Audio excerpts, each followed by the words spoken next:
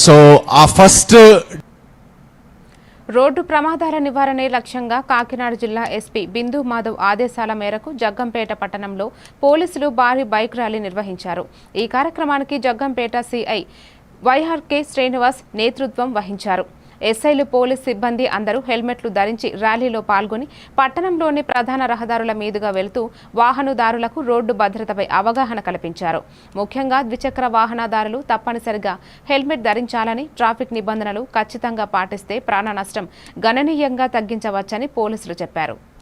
Road ప్రమాదాల్లో మృతుల సంఖ్య తగ్గించాలంటే ప్రతి ఒక్కరూ కూడా 2025లో రోడ్డు ప్రమాదాల మరణాలని అలాగే గాయపడిన వాళ్ళని బాగా తగ్గించడం జరిగింది.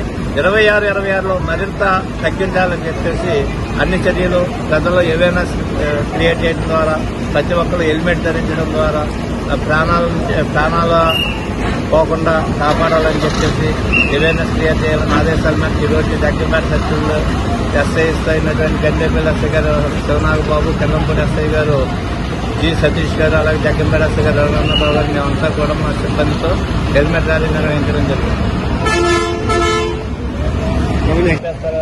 స్పెషల్గా తయారు చేయాలని, అలాగే హైవే పొడవున సాధ్యమైనంత వరకు కాషన్స్ అవి ఏర్పాటు చేసి, అలాగే వాష్ అండ్ గో ప్రోగ్రామ్ రోజు కూడా మన టోల్ ప్లాజా దగ్గర డైలీ బయట నుంచి కూడా సిఐస్, ఎస్ఐస్ వచ్చి నైట్ ప్రతిరోజు కూడా వాష్ అండ్ గో ప్రోగ్రామ్ కూడా చేయడం జరుగుతుంది.